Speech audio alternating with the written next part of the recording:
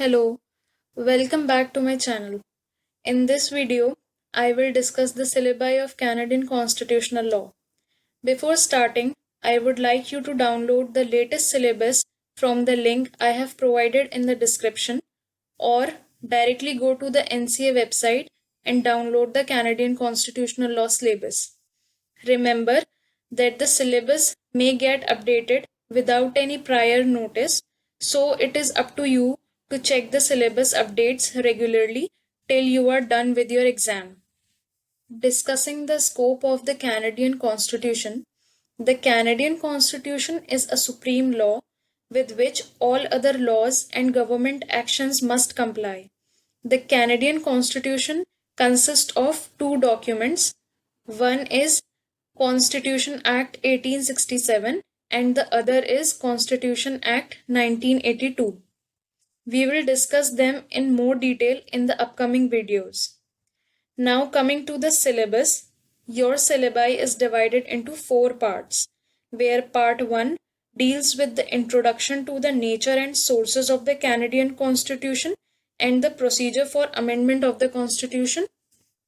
Moving ahead to part 2, it deals with the distribution of legislative powers in the Constitution Act of 1867.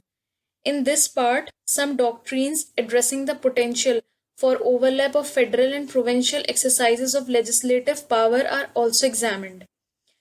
Further, part 3rd and part 4th deals with the constitutional protections of the rights of the indigenous people and the rights and freedoms guaranteed by the Canadian Charter of Rights and Freedoms respectively.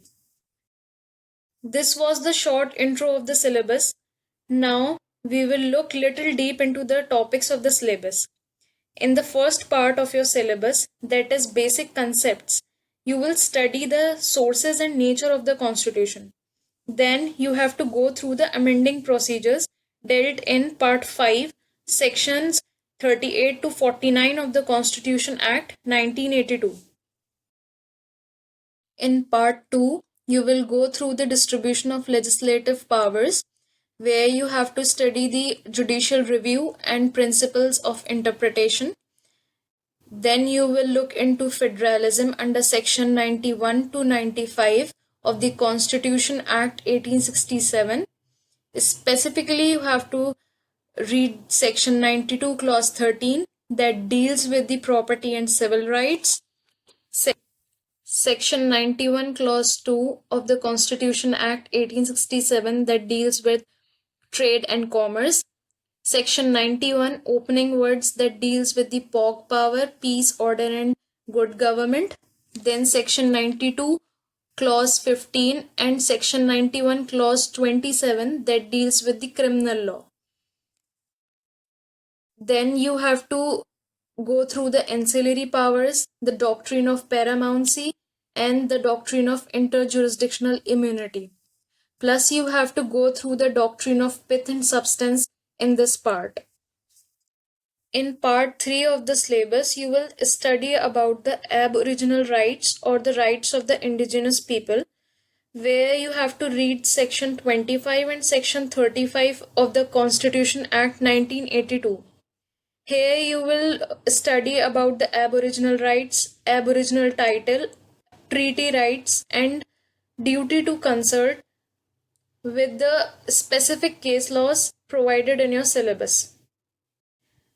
Last but not the least, in part 4 you will cover the Canadian Charter of Rights and Freedoms, where you will cover the following topics: interpreting the Canadian Charter of Rights and Freedoms, application of the Canadian Charter of Rights and Freedoms under section 32 of the Constitution Act 1982, then override of rights under section 33 of the Constitution Act 1982.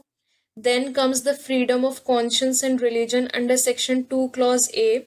Then comes freedom of expression under section 2 clause B. Then comes section 7, which deals with the life, liberty and security of the person. Then comes section 15, equality of rights. After that, you will cover section 1, limitation of rights, and at last comes the remedies under section 24 and section 52 of the Constitution Act 1982. Now I will tell you the exam pattern for the Canadian constitutional law. The exam for this subject will be of 3 hours and it will be an open book exam.